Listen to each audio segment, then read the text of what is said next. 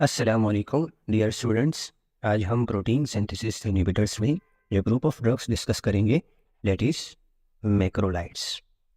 अगर हम मैक्रोलाइड्स का मैकेनिज्म ऑफ एक्शन देखें तो मैंने इसका मैकेनिज्म ऑफ एक्शन प्रीवियस जो मेरा लेक्चर था फर्स्ट प्रोटीन सिंथेसिस इनहिबिटर का, उसमें मैंने इसको अच्छी तरह डिस्कस भी किया है, लेकिन फिर भी मैं यहाँ पर थोड़ा सा देख लेते हैं।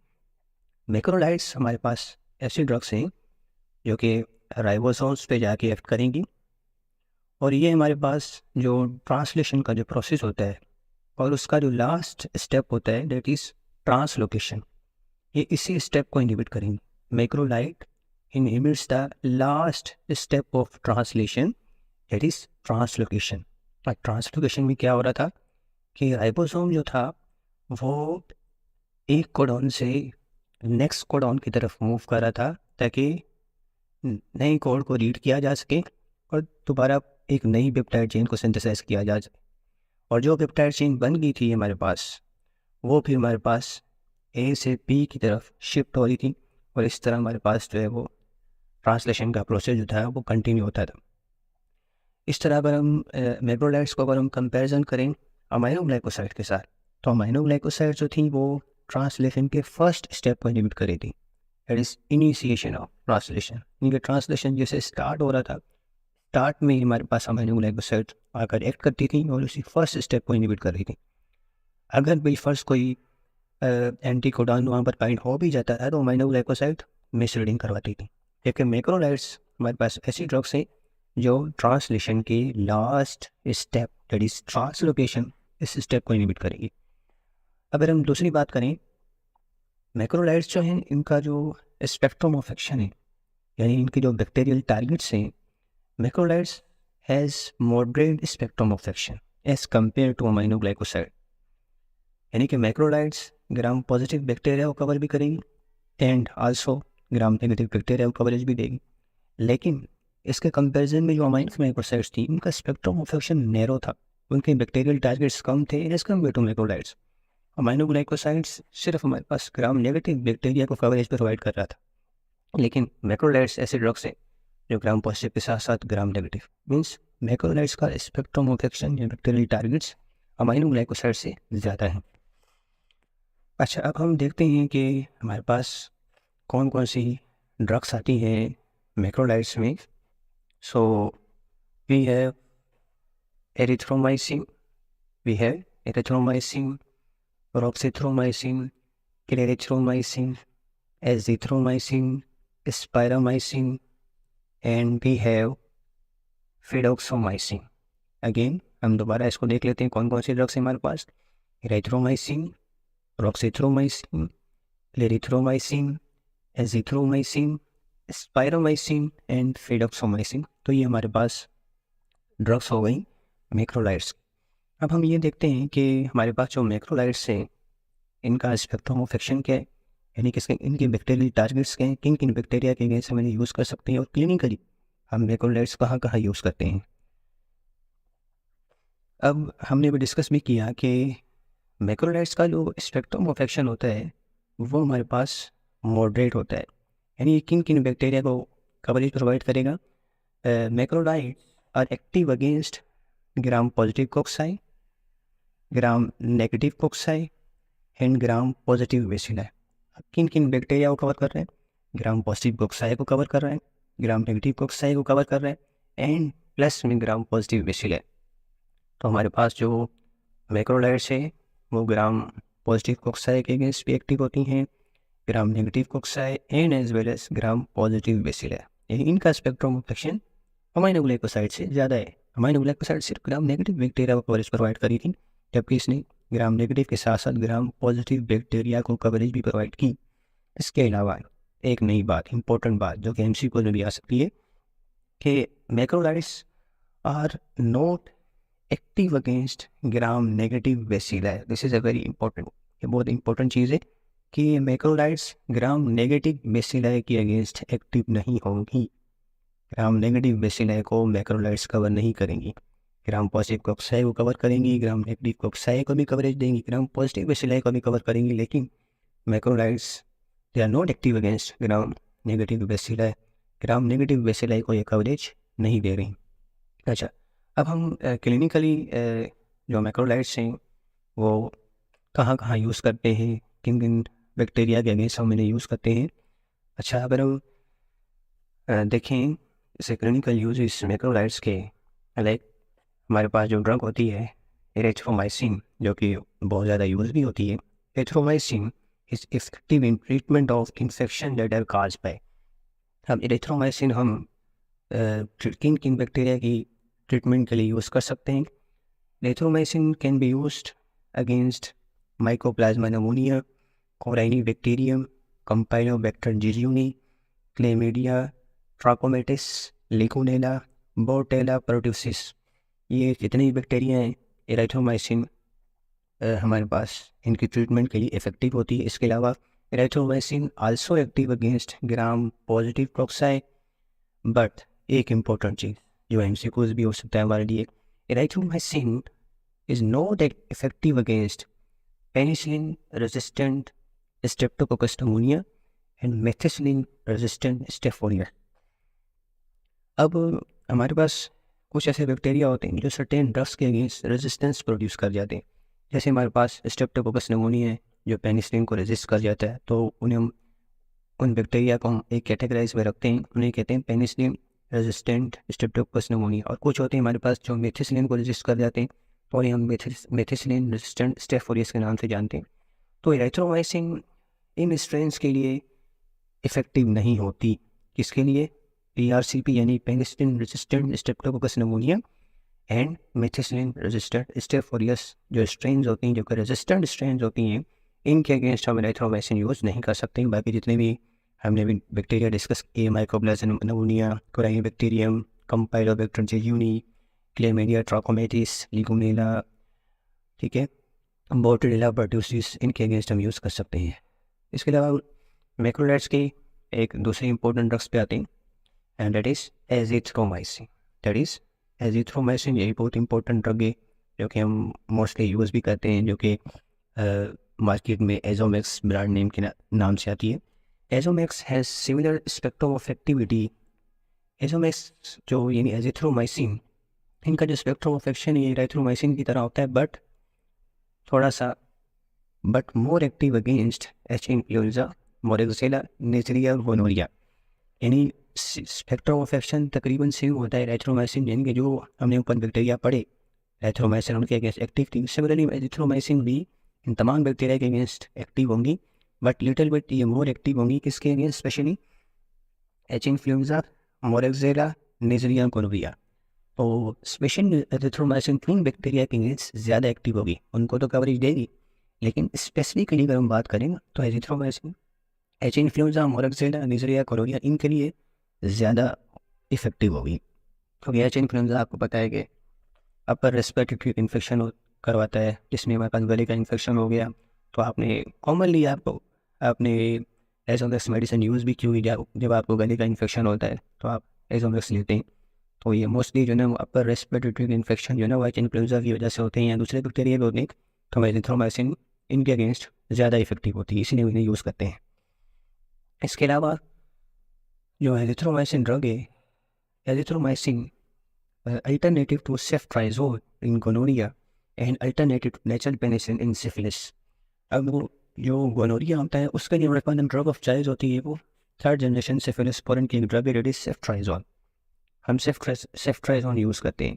अब कुछ ऐसे पेशेंट होते हैं कि जिन्हें सेफ्ट्राइजोन से कोई एलर्जी होती है, तो फिर हम जो वो अल्टरनेटिव हमारे पास जो ऑप्शन होता है, अगर एक पेशेंट है वो उसको सेफ्ट्राइजोन से एलर्जी है, तो फिर हम अल्टरनेटिव ड्रग से यूज़ करेंगे, दैट इज़ एजिथ्रोमाइसिन गोनोरिया के लिए। वैसे ड्रग ऑफ चॉइस गोनोरिया के लिए सेफ्ट्राइजोन, लेकिन इफ पेशेंट इज एलर्जिक हम चेंज करेंगे, फिर हम यूज़ करेंगे एजिथ्रोमाइसिन। इसी तरह सिफिलिस के लिए हमारे पास जो ड्रग ऑफ चॉइस होती है दैट इज़ नेचुरल पेनिसिलिन, जिसको हम बेंजाइल पेनिसिलिन के नाम से भी जानते हैं। सिफिलिस के लिए हम वो यूज़ करते हैं, लेकिन कुछ पेशेंट ऐसे होते हैं जिनको पेनिसिलिन से एलर्जी होती है, तो फिर एज अल्टरनेटिव ऑप्शन हमारे पास जो है वो एजिथ्रोमाइसिन है, तो हम फिर एज अल्टरनेटिव एजिथ्रोमाइसिन यूज़ कर सकते हैं।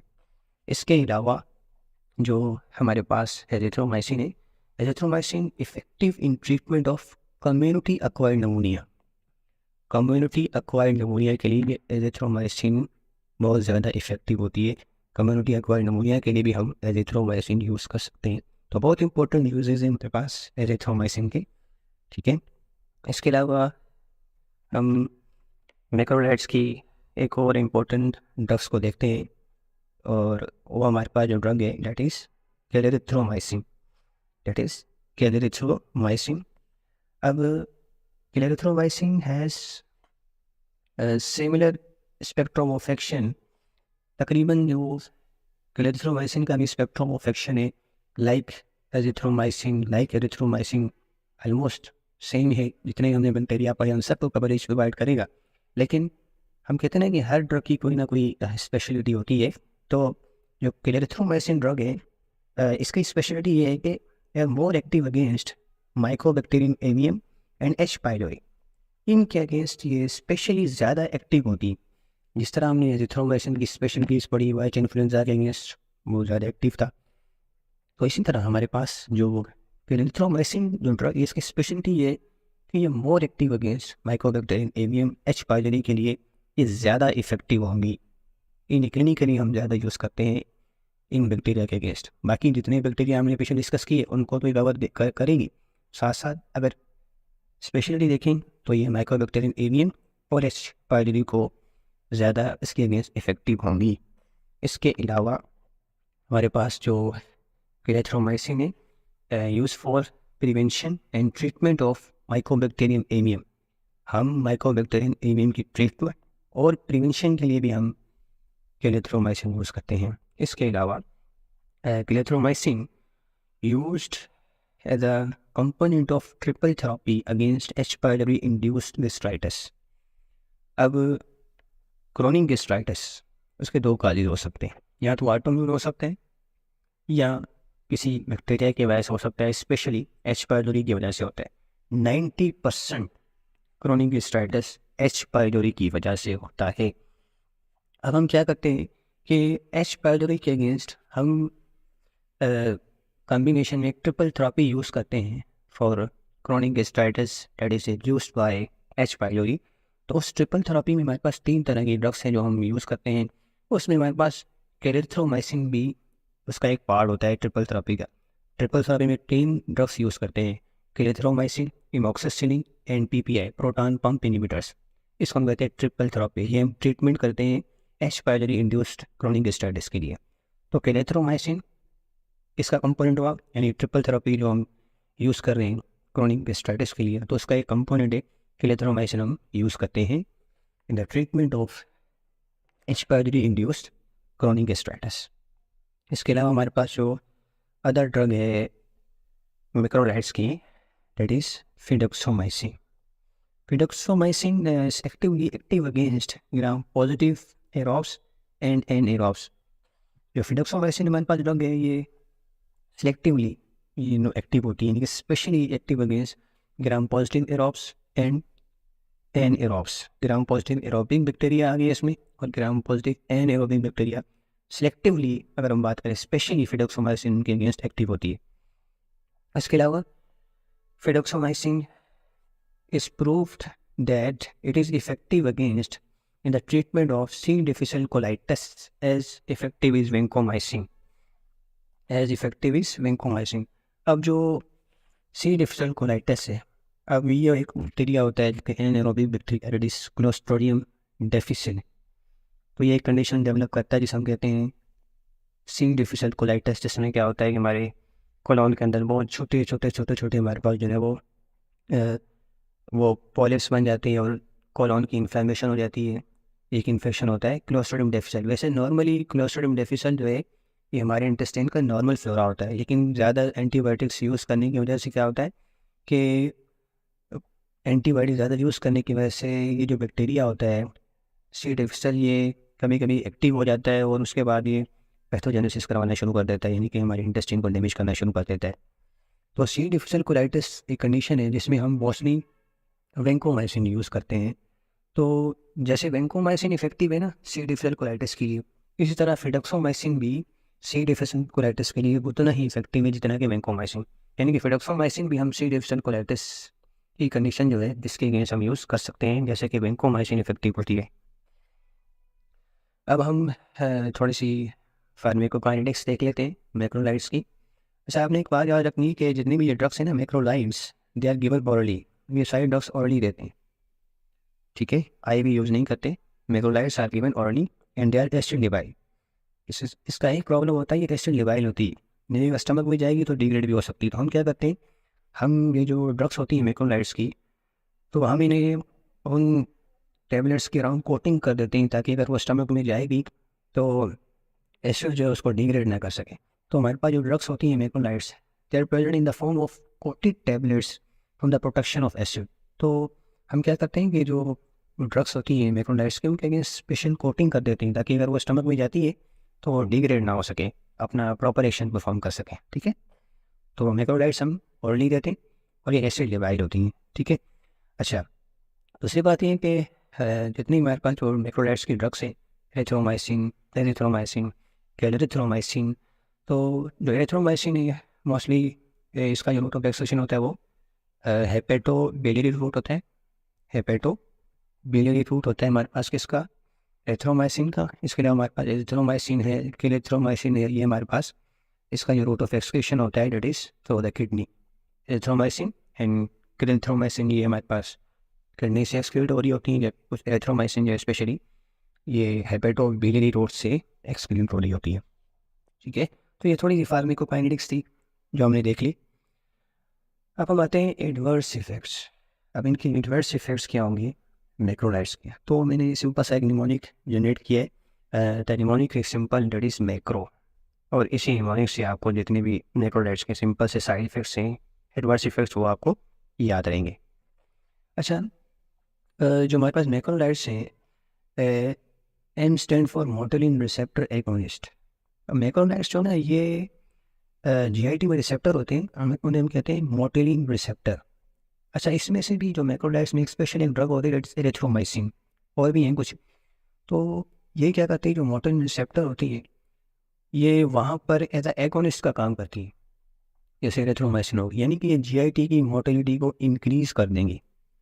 एरिथ्रोमाइसिन, ये हमारे पास जो ड्रग है एरिथ्रोमाइसिन, ये GIT की मोटिलिटी को इंक्रीज़ कर देती हैं, टू मच इंक्रीज। तो इसीलिए आपने देखा होगा कि कॉन्स्टिपेशन जिस पेशेंट को होती है, तो कॉन्स्टिपेशन के अंदर भी हम जो है वो एरिथ्रोमाइसिन ड्रग यूज़ करते हैं। क्यों? क्योंकि कॉन्स्टिपेशन में हमको पता है कि GI की जो मोटिलिटी है वो स्लो होती है, तो मोटिलिटी को इंक्रीज़ करने के लिए हम एरिथ्रोमाइसिन कॉन्स्टिपेशन में देते हैं ताकि मोटिलिटी को इंक्रीज़ किया जा सके। तो जो एरिथ्रोमाइसिन स्पेशली या दूसरी ड्रग्स हैं कुछ ऐसी, ये हमारे पास GIT की मोटिलिटी को इंक्रीज़ करेंगी, नंबर 1। दूसरा जो साइड इफ़ेक्ट है मैक्रोलाइड्स का, इज एलर्जी। एलर्जी करवा सकती हैं, हाइपर सेंसिटिविटी रिएक्शन, ठीक है। इसके अलावा कोलिसिस्टेसिस जिसमें हमारे पास जो बिलियरी ट्रैक्ट है उसमें ऑब्स्ट्रक्शन हो सकती है ज़्यादा यूज़ करने की वजह से। मैक्रोलाइड्स हमारे पास जो बिलियरी ट्रैक्ट होता है, क्योंकि कुछ ड्रग्स होती हैं जो बिलियरी रूट की तरह एक्सक्रीट होती हैं, तो उस बिलियरी ट्रैक्ट में अगर ऑब्स्ट्रक्शन आ जाएगी तो उसके बाद फिर उसकी कॉम्प्लिकेशन जॉन्डिस भी हो सकता है। फिर कोलिसिस्टेसिस के बाद, पहले हम इसको ज़्यादा डिस्कस नहीं करें, तो कोलिसिस्टेसिस। इसके अलावा जो साइड इफेक्ट है, is RO stand for reversible ototoxicity. Reversible ototoxicity यानी ऑटोम कहते हैं ईयर को, ठीक है, टॉक्सिसिटी यानी ईयर से रिलेटेड ये प्रॉब्लम्स करवा सकती है मैक्रोलाइड्स।